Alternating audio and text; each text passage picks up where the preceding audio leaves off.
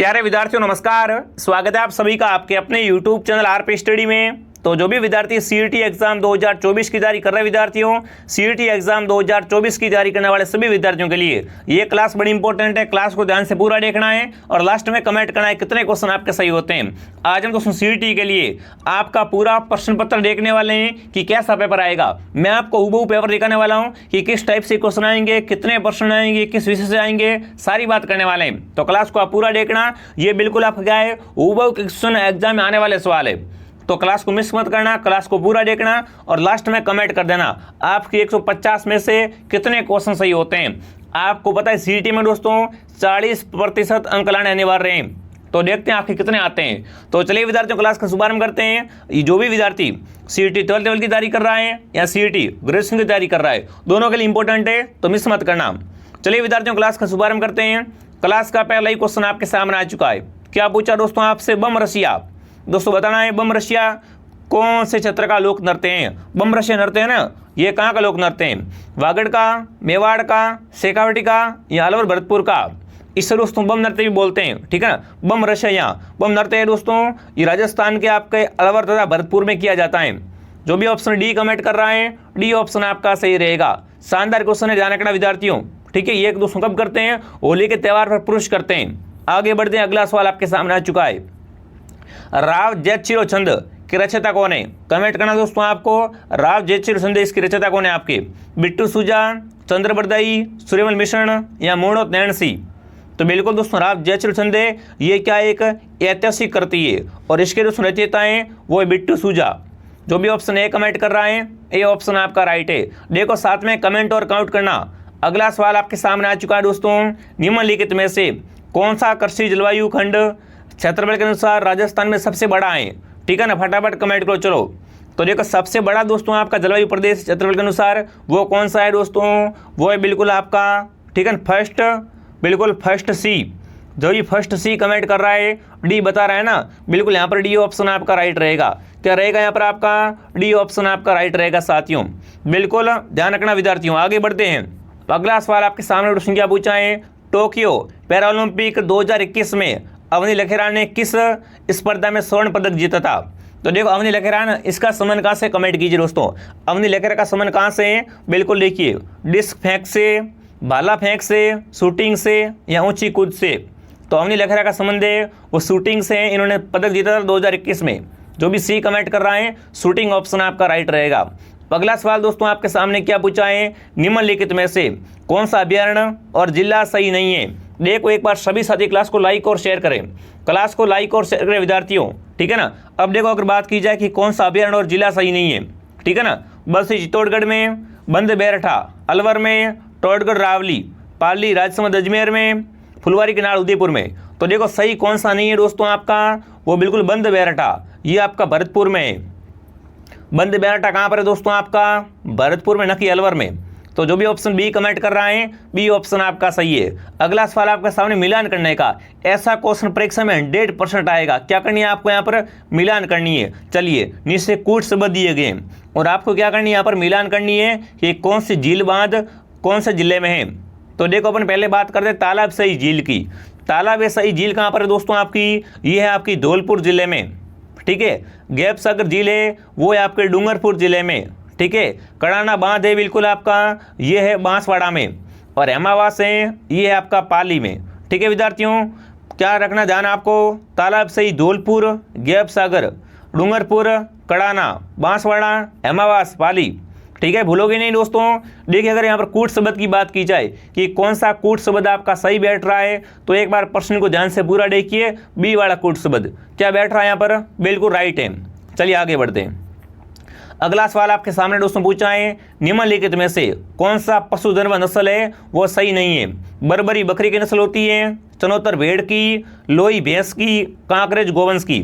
तो देखो सही कौन सा नहीं है दोस्तों आपका? लोई होती है ना, लोई भेड़ होती है, भैंस नहीं होती है।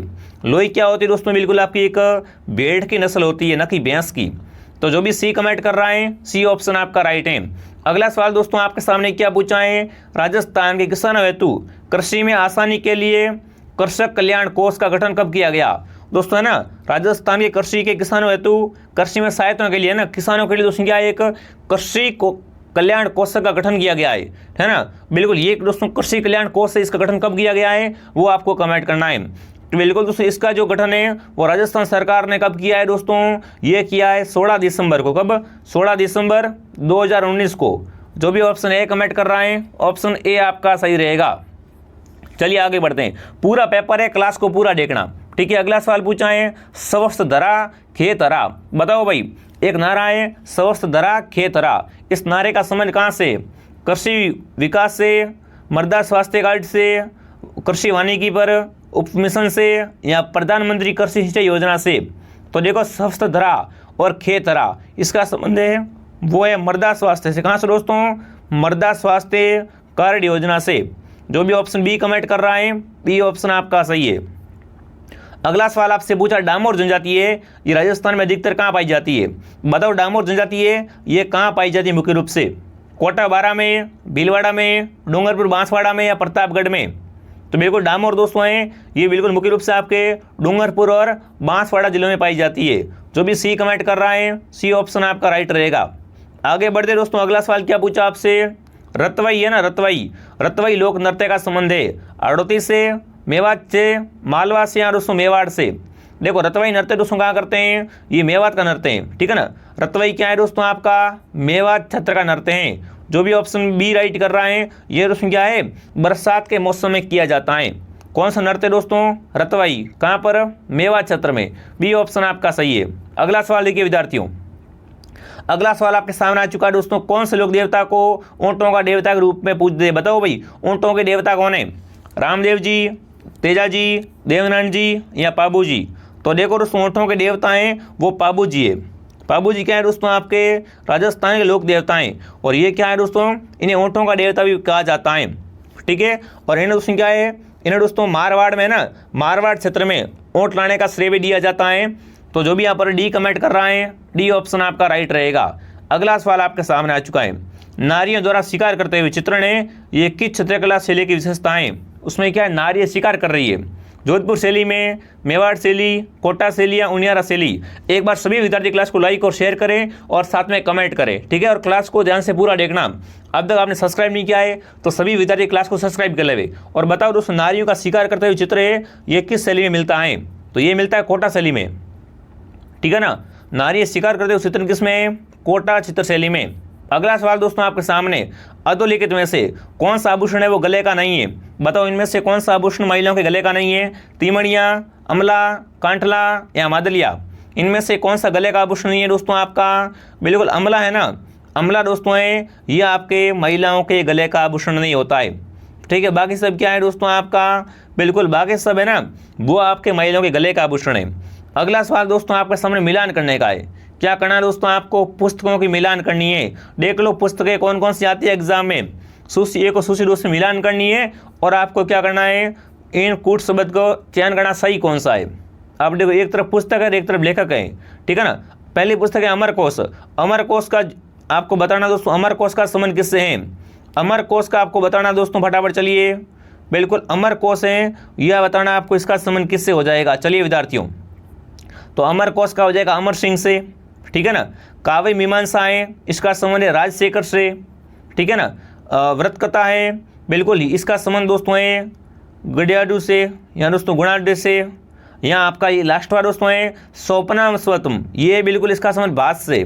मतलब कुल मिलाकर यहाँ पर कौन सा कूट शब्द राइट है? ऑप्शन नंबर ए वाला कूट शब्द बिल्कुल राइट है, ठीक है। आगे बढ़ते दोस्तों, अगला सवाल पूछा है राजपूत पेंटिंग शीर्षक के नाम से 1916 में पुस्तक किसने लिखी? बताओ भाई 1916 में पुस्तक लिखी थी राजपूत पेंटिंग, ये किसने लिखी थी दोस्तों? आनंद कुमार स्वामी ने, जय सिंह ने, या दोस्तों वाचस्पति गोरेलना ने, या राय कृष्णदास ने? तो देखो राजपूत पेंटिंग के नाम शीर्षक से एक पुस्तक ली गई थी, ये पुस्तक लिखी थी दोस्तों आनंद कुमार स्वामी ने। किसने? आनंद कुमार स्वामी ने लिखी थी। जो भी विद्यार्थी ऑप्शन ए कमेंट कर रहा है सही है। देखो कमेंट में सबके देख रहा हूँ तो साथ में कमेंट जरूर कीजिए। अगला सवाल आपके सामने है, पाल किसे कहते हैं? फटाफट कमेंट करो भाई, पाल क्या होती है? भीलों की बस्ती, मीणाओं की बस्ती, शहरिया बस्ती, या जनजातियों द्वारा की जाने वाली कृषि? पाल क्या होती है दोस्तों? एक बिल्कुल पाल है वो भीलों की बस्ती कहलाती है, और भीलों के घर को दोस्तों क्या बोलते हैं? कू या टपरा बोलते हैं, ठीक है। ध्यान रखना विद्यार्थियों। आगे बढ़ें, लीजिए अगला सवाल आपके सामने आ चुका है। क्या पूछा है? मई नदी का किनारा कहलाता है। देख लो कितने अच्छे क्वेश्चन है। मई नदी का किनारा उसे क्या बोलते हैं? छप्पन, थली, कांठल या देवल। तो मई नदी का किनारा है दोस्तों, उसे कांठल के नाम से जानते हैं, ठीक है ना। मई नदी का किनारा है उसे दोस्तों क्या बोलते हैं? उसे कांठल के नाम से जानते हैं भाई। जो भी सी कमेंट कर रहा है, सी ऑप्शन आपका राइट दोस्तों, ध्यान रखना। और माई क्या है? कांठल और वागड़ की गंगा भी कहलाती है। आगे बढ़ते दोस्तों, अगला सवाल क्या पूछा आपसे? अगला सवाल दोस्तों आपके सामने पूछा है, अधोलिखित राजस्थान के प्रमुख मेले जो पशु मेले हैं वह उनसे संबंधित स्थलों के बारे में कौन सा युग्म सही नहीं है, ठीक है ना। बलदेव पशु मेला करौली में, गोगामेड़ी पशु मेला हनुमानगढ़ में, मलनाथ जी पशु मेला तिलवाड़ा में, चंद्रभागा पशु मेला झालरा पाटन में। अब देखो इनमें से कौन सा आपका सही नहीं है वो आपको बताना है विद्यार्थियों, ठीक है ना। तो देखो ऑप्शन ए को ध्यान से देखिए दोस्तों। ऑप्शन ए बलदेव पशु मेला, ये दोस्तों कहाँ लगता है आपका? ये लगता है मेड़ता सिटी नागौर में। ये कहाँ लगता है दोस्तों आपका? मेड़ता सिटी में लगता है दोस्तों, ठीक है ना। और ये तिलवाड़ा है, ये भी बालोतरा में आ गया है, ये भी थोड़ा ध्यान रखना यहाँ पर। और देखो बलदेव पशु मेला है, श्री बलदेव पशु मेला भरता है आपका मेड़ता सिटी नागौर में। तो सुमेलित कौन सा नहीं है? Option A. चलिए आगे बढ़ते हैं। अगला सवाल पूछा दोस्तों आपसे, विद्यन कंगार भूमि या हिस्सा है दक्षिणी अरावली श्रृंखला का, उत्तरी अरावली श्रृंखला का, पूर्वी दक्षिणी पूर्वी राजस्थान पठार का या माई बेसिन का। तो देखो विद्यन कंगार दोस्तों है, ये क्या है आपके? ये दोस्तों है ना दक्षिणी पूर्वी राजस्थान पठार का भाग है या हिस्सा है। जो भी सी कमेंट कर रहा है सी सही है। अगला सवाल दोस्तों आपके सामने क्या पूछा है? दिसंबर 2020 तक राजस्थान की स्थापित विद्युत क्षमताएं आपको कमेंट करना है दोस्तों, है ना। दिसंबर 2020 तक राजस्थान की स्थापित विद्युत क्षमता कितनी है? फटाफट सभी साथी कमेंट करें। चलिए तो बिल्कुल दोस्तों ये कितनी हो जाएगी आपकी? ये दोस्तों 21.8 गीगावाट है। कितने दोस्तों? 21.8 गीगावाट। जो भी ऑप्शन ए कमेंट कर रहा है ऑप्शन नंबर ए आपका राइट रहेगा, ठीक है। और मेगावाट में आपसे पूछें तो क्या आएगा? बिल्कुल 21,836 मेगावाट, ठीक है। और गीगावाट में पूछे तो 21.8। जो भी ऑप्शन ए कमेंट कर रहा है ए ऑप्शन आपका राइट है। अगला सवाल दोस्तों आपके सामने क्या पूछा है? पाशुपत नामक है ना शैव संप्रदाय के प्रवर्तक कौन थे? ईशान, शंकराचार्य या दोस्तों लकुलिस या माधवाचार्य। तो बिल्कुल इस संप्रदाय के दोस्तों आपके जो प्रवर्तक थे वो कौन थे दोस्तों? आपके लकुलिस। जो भी सी कमेंट कर रहे हैं सी ऑप्शन आपका सही है। अगला सवाल दोस्तों आपके सामने, राव राय सिंह को राजपूत होने का कर्ण किसने कहा है? मुंशी देवी प्रसाद ने, गंगानंद मैथिल ने, बिट्टू सुजा ने या चिंतामणि भट्ट ने। दोस्तों राय सिंह को है ना राजपूताने का कर्ण करने वाले कौन थे दोस्तों? आपके मुंशी देवी प्रसाद। जो भी ऑप्शन ए कमेंट कर रहा है ए ऑप्शन आपका राइट है दोस्तों। अगला सवाल आपके सामने आ चुका है, 1800 की क्रांति के समय भरतपुर रियासत में ब्रिटिश पॉलिटिकल एजेंट कौन था? सावर्स, मॉर्सिन, बेर्टन या मेसन।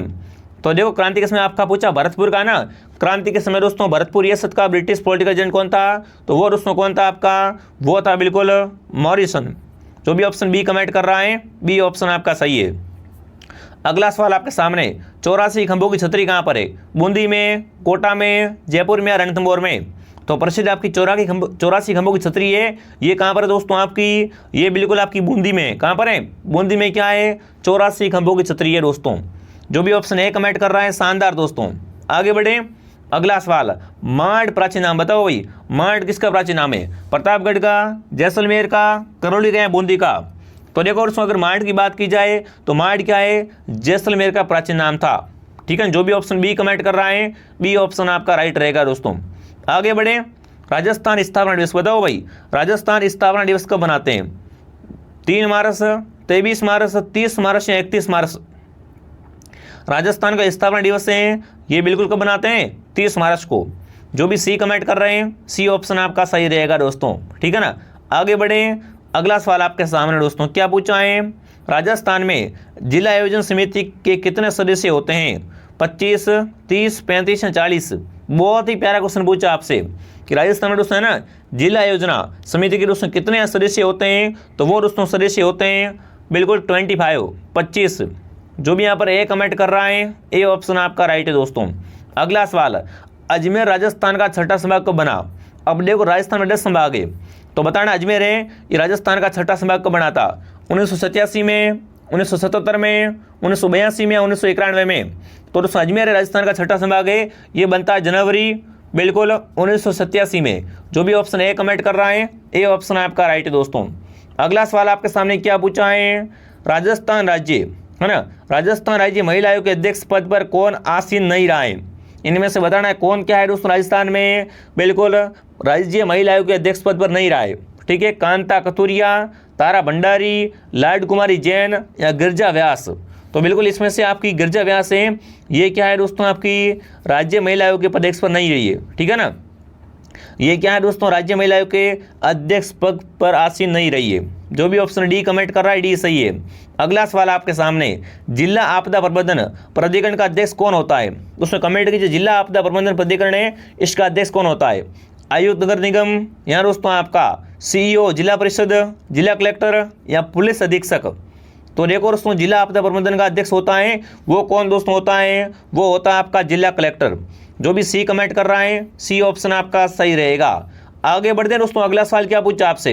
अब तक आपने वीडियो को लाइक नहीं किया, वीडियो को लाइक करें और क्लास को शेयर करें फटाफट, है ना। क्लास को ध्यान से पूरा देखना और क्लास को साथ में शेयर भी करना है। अगला सवाल आपके सामने दोस्तों, निम्न में से कौन सा कथन गलत है, चारों को पढ़िए, बताओ इनमें से कौन सा कथन है वो गलत है, ठीक है ना। अब देखिए, राज्य के महाधिवक्ता की नियुक्ति उच्च न्यायालय के मुख्य न्यायाधीश द्वारा की जाती है। महाधिवक्ता का कर्तव्य होता है कि वो राज्य सरकार के विधिक मामलों में सलाह दे। महाधिवक्ता राज्यपाल में प्रयासवर्धन पद धारण करेगा। महाधिवक्ता का परिश्रमिक राज्यपाल द्वारा निर्धारित किया जाता है। अब देखो गलत कौन सा कथन है दोस्तों, बिल्कुल पहला ही कथन है ना, ये आपका क्या है, गलत है विद्यार्थियों, ध्यान रखना विद्यार्थियों, बहुत ही अच्छा क्वेश्चन है, ठीक है दोस्तों। राज्य का ना महाधिवक्ता की नियुक्ति कौन करता है, तो वो करता है राज्यपाल। कौन करता है, राज्यपाल करता है, ध्यान रखना ये गलत है भाई, इसकी नियुक्ति राज्यपाल करता है, बाकी सब राइट है।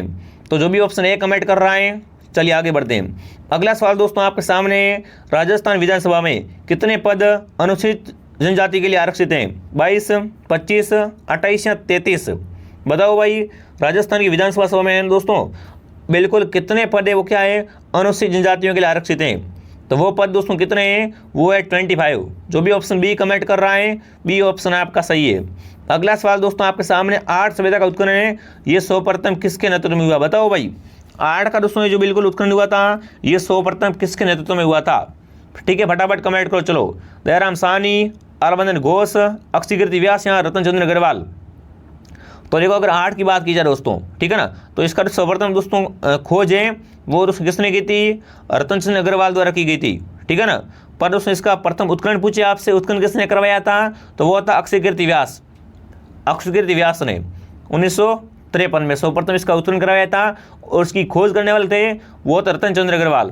तो यहाँ पर सी ऑप्शन आपका राइट है दोस्तों।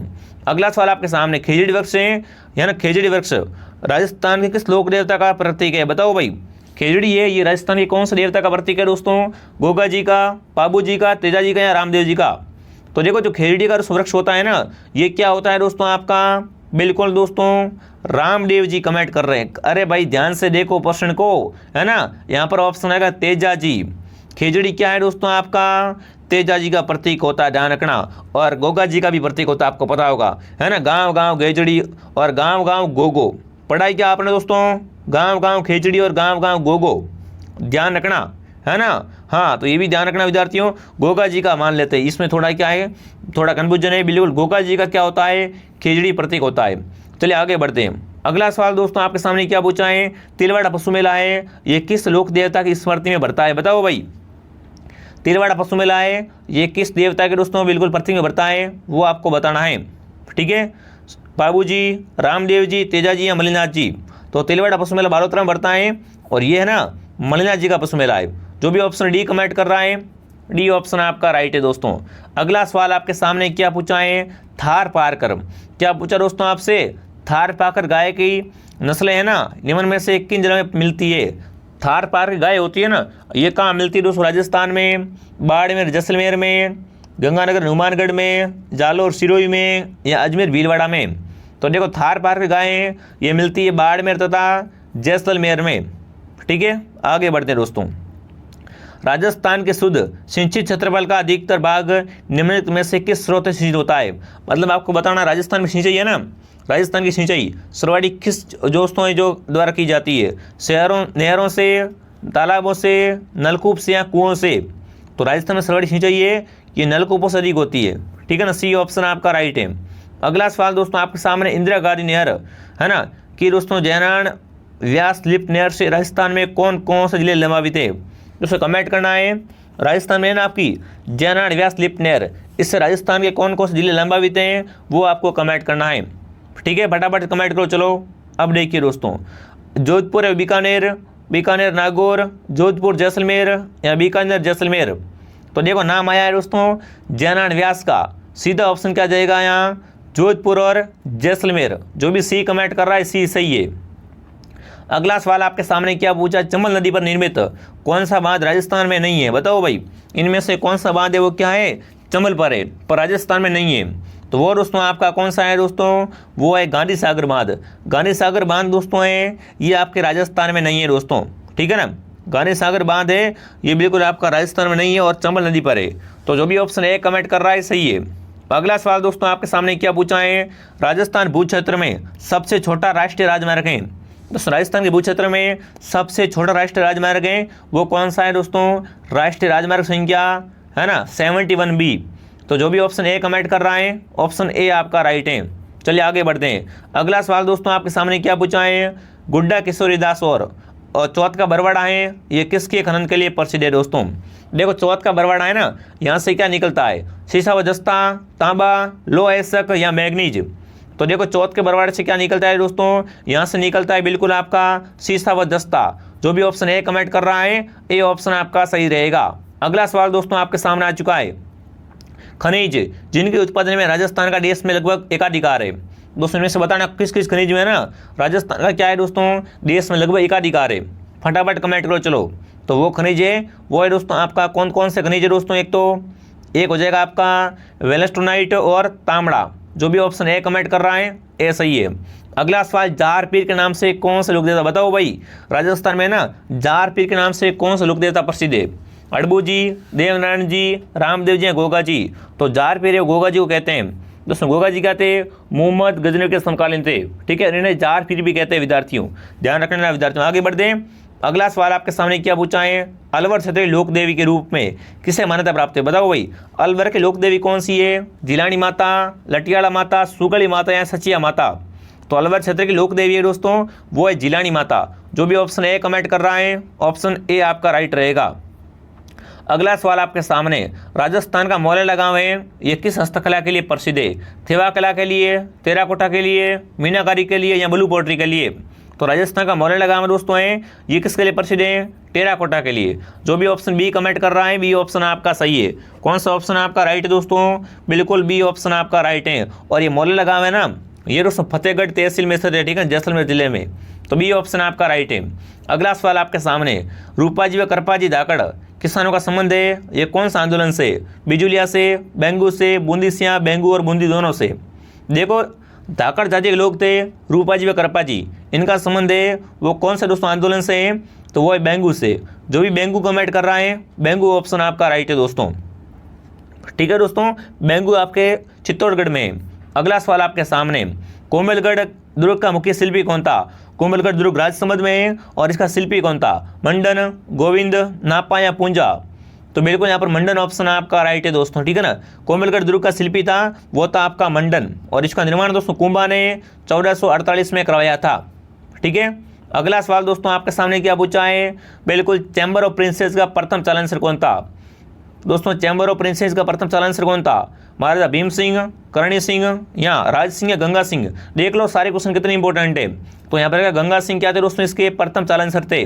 अगला सवाल, गौरव बादल ने किसकी रक्षा की, बताओ भाई गौरव बादल थे ना इन्होंने किसकी रक्षा की थी, महाराणा प्रताप की, रानी पद्मिनी की, उदय सिंह की और दोस्तों कमलावती की। तो देखो गौरव बादल थे बिल्कुल इन्होंने क्या की थी, इन्होंने दोस्तों है ना रानी पद्मिनी की रक्षा की थी, ठीक है ना।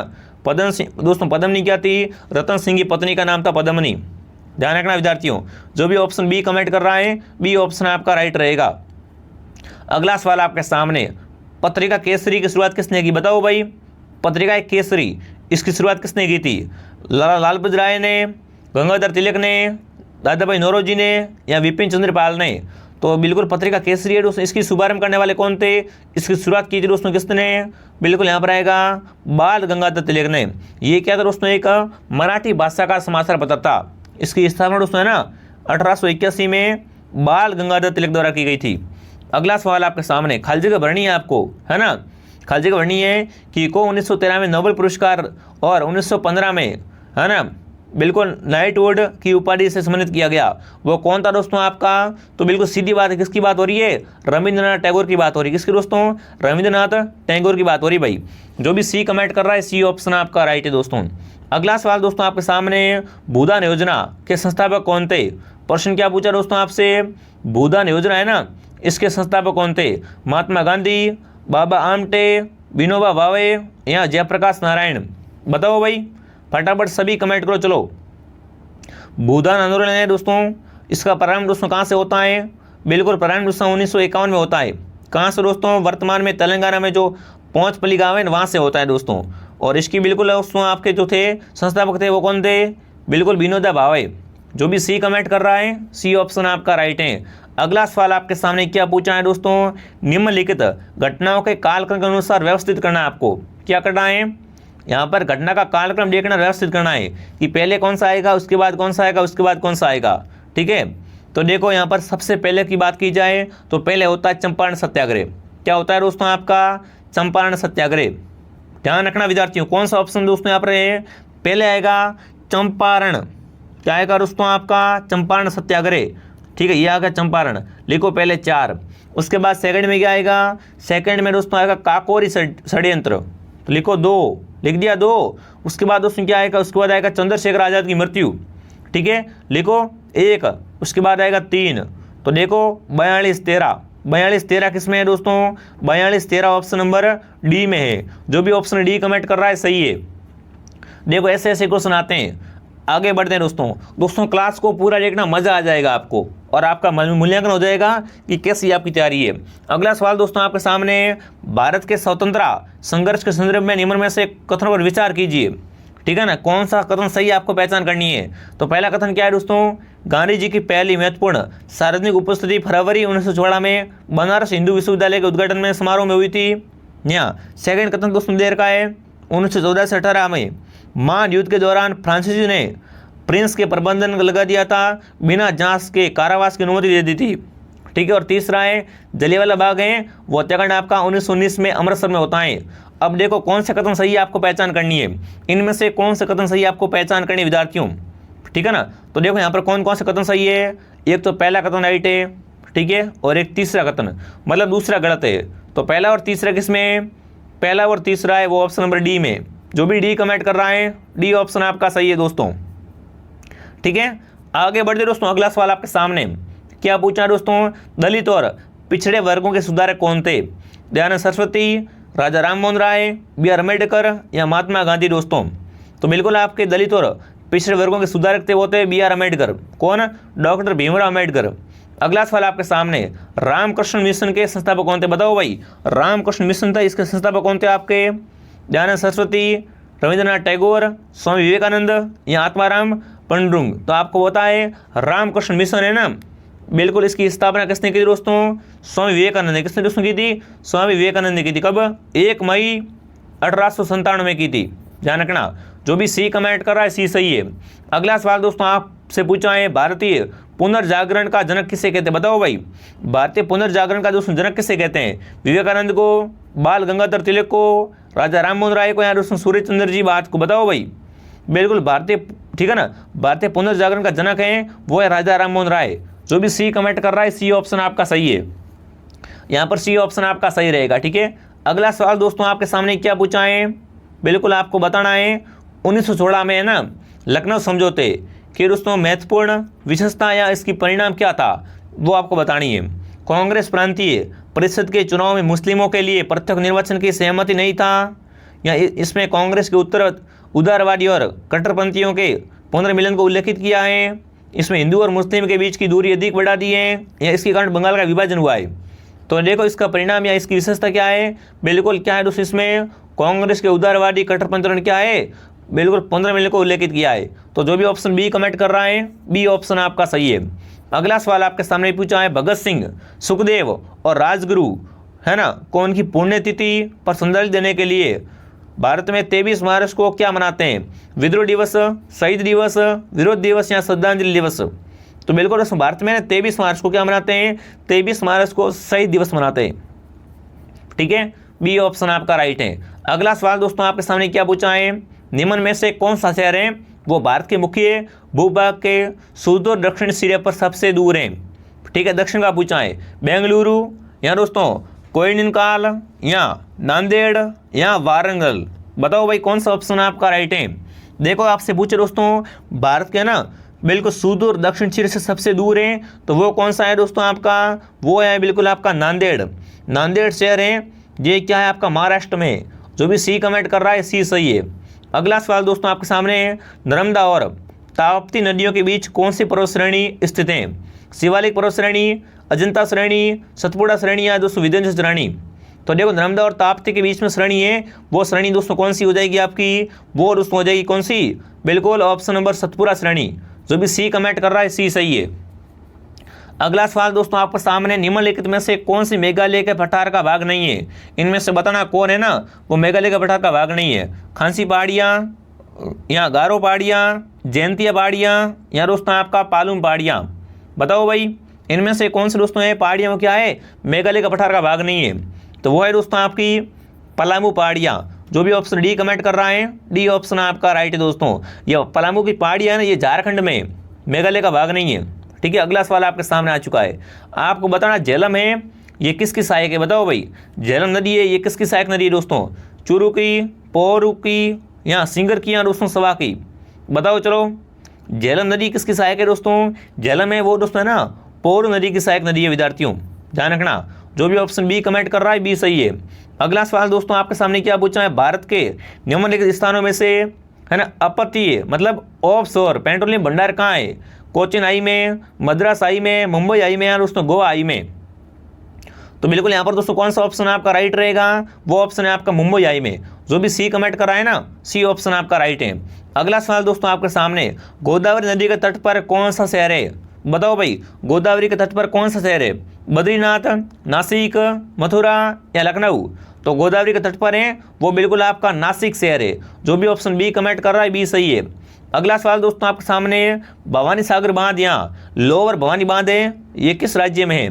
त्रिपुरा में, बिहार में, तमिलनाडु में, तेलंगाना में? देख लो इंडिया जी से ऐसे क्वेश्चन आते हैं। तो बिल्कुल दोस्तों ये बांध है ये कहाँ पर हो जाएगा आपका? ये तमिलनाडु में। ठीक है ना, भवानी सागर बांध कहाँ पर है आपका? तमिलनाडु में। जो भी ऑप्शन सी कमेंट कर रहा है सी ऑप्शन आपका सही रहेगा दोस्तों। आगे बढ़े, आपको बताना है मेघालय की किन पहाड़ियों पर है ना मासेंद्राम स्थित है? गारो, जयंतिया, दीपू या दोस्तों खासी? बताओ भाई मेघालय की दोस्तों कौन सी पहाड़ी पर है आपका? मासेंद्राम है। तो बिल्कुल ये दोस्तों है ये आपकी खासी पहाड़ियों पर है। जो भी ऑप्शन डी कमेंट कर रहा है डी ऑप्शन आपका सही है। अगला सवाल दोस्तों आपके सामने, इनमें से कौन सी नदी है वो पंजाब राज्य से होकर नहीं गुजरती है? इनमें से कौन सी नदी पंजाब से नहीं गुजरती है? सतलज, रावी, झेलम या गंगा? तो बिल्कुल वो आपके दोस्तों हैं वो है बिल्कुल कौन सी? गंगा, जो कि आपके पंजाब से नहीं गुजरती है। जो भी यहाँ पर क्या करा है डी कमेंट करा, शानदार दोस्तों।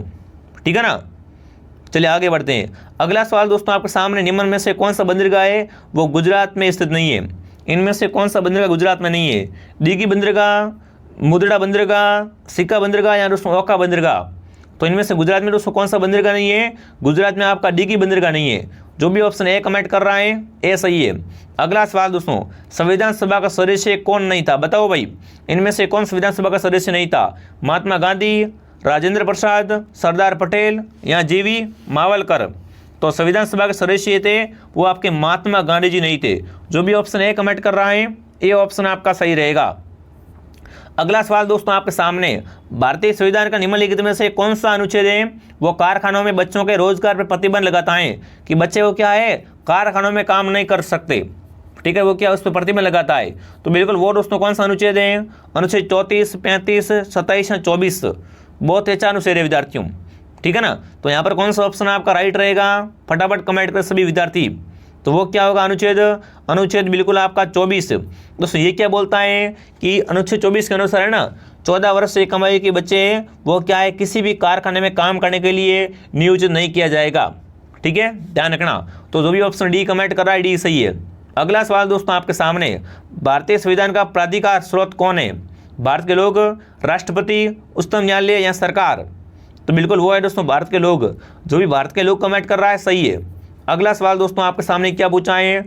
भारतीय संविधान के अनुसार निम्न में से न्यायालय में परिवर्तनीय है? निर्देशक सिद्धांत, प्रस्तावना, मूल कर्तव्य या मूल अधिकार?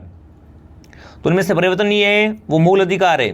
ठीक है, इसमें क्या परिवर्तन किया जा सकता है? ऑप्शन नंबर डी आपका राइट है। अगला सवाल दोस्तों आपके सामने, भारत के राष्ट्रपति को है ना भारत के संविधान के किस अनुच्छेद के तहत क्षमा करने का अधिकार है? जो किसी को भी क्षमा कर सकता है। अनुच्छेद 63, अनुच्छेद 72, अनुच्छेद 52 या अनुच्छेद 86? तो बिल्कुल यहाँ पर कौन सा ऑप्शन दोस्तों आपका राइट है? अनुच्छेद 72। इसमें क्या है दोस्तों, राष्ट्रपति किसी भी दोस्तों जो जिसपे जैसी कार्रवाई होती है उसको क्या है, उस पर दोस्तों सजा वगैरह क्षमा कर सकता है। तो जो भी ऑप्शन बी कमेंट कर रहा सही है। अगला सवाल दोस्तों आपके सामने, 1964 में जवाहरलाल नेहरू की मृत्यु के बाद में भारत के कार्यवाहक प्रधानमंत्री कौन बने? मोरारजी देसाई, वीपी सिंह, चरण सिंह या दोस्तों गुलजारी लाल नंदा? फटाफट कमेंट करो चलो।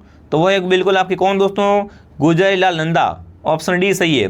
अगला सवाल दोस्तों आपके सामने, केरल की संसदीय सीटों की संख्या कितनी? बताओ भाई, केरल में ना लोकसभा की सीटें कितनी है? 2, 13, 20 या 25? तो केरल में दोस्तों लोकसभा की सीटें हैं वो बिल्कुल आपकी 20 हैं। जो भी सी कमेंट कर रहा सी सही है। अगला सवाल आपके सामने, दो राज्यों के बीच में विवाद सर्वोच्च न्यायालय के किस अधिकार के क्षेत्र में आता है? अपील में, सलाहकारी में, विशेष में या मौलिक में? तो बिल्कुल दोस्तों ये जो विवाद होता है ये दोस्तों किस में आता है? ये दोस्तों आता है मौलिक में। जो भी ऑप्शन डी कमेंट कर रहे हैं डी ऑप्शन आपका सही रहेगा। दोस्तों अभी तक आपने वीडियो को लाइक नहीं किया, वीडियो को लाइक करें, सब्सक्राइब करें। अगला सवाल दोस्तों आपके सामने, राजस्थान के कार्यालय या राजस्थान के कार्यकाल के दौरान है ना जो सरकार दोस्तों होती है, सरकार के कार्यकाल के दौरान उत्पन्न होने वाली रिक्त को भरने के लिए दोस्तों किस राजनीतिक संसदीय या दोस्तों विधानसभा क्षेत्र में होने वाले चुनाव को क्या कहते हैं? उपचुनाव, परिषद चुनाव, सूक्ष्म चुनाव या दोस्तों त्रिचुनाव? तो ये चुनाव दोस्तों होता है ना उसको दोस्तों क्या बोलते हैं? उपचुनाव के नाम से जानते हैं। जो भी ऑप्शन ए कमेंट कर रहा है ये ऑप्शन आपका राइट रहेगा। अगला सवाल दोस्तों आपके सामने क्या पूछना है? भारत के नियंत्रक है ना महालेखा परीक्षक निम्न में से किसकी प्राप्ति है और वे की लेखा परीक्षक नहीं करते हैं? केंद्र सरकार की, स्थानीय निकाय की, राज्य सरकार की या सरकारी कंपनियों की? तो बिल्कुल यहाँ पर कौन सा ऑप्शन दोस्तों आपका राइट है? वो बिल्कुल आपका ऑप्शन स्थानीय निकाय राइट है। जो भी बी कमेंट करा बहुत बढ़िया। अब देखो आगे साइंस की क्वेश्चन तो मैंने आपको इंडिया जीके पढ़ा दिया है और साथ में दोस्तों आपको राजस्थान जीके भी पढ़ा दिया, ठीक है ना। बिल्कुल आपको अब पीछे बचा है मैथ, साइंस और हिंदी और कंप्यूटर। तो इनकी क्लास बहुत जल्द आने वाली है दोस्तों। क्लासेस का टाइम देख लो, एक क्लास मॉर्निंग 8 बजे, दोपहर 2 बजे और शाम को 9 बजे। इन तीनों को ज्वाइन करना है और कमेंट करना ये क्लास कैसे लगी आपको। क्लास कैसे लगी तो कमेंट कीजिए दोस्तों। क्लास को लाइक कीजिए, सब्सक्राइब कीजिए और टेलीग्राम चैनल RPSD को ज्वाइन कीजिए। मैं आपको मिलता हूँ नेक्स्ट क्लास में अगले वाले क्वेश्चन लेकर। जय हिंद, जय भारत।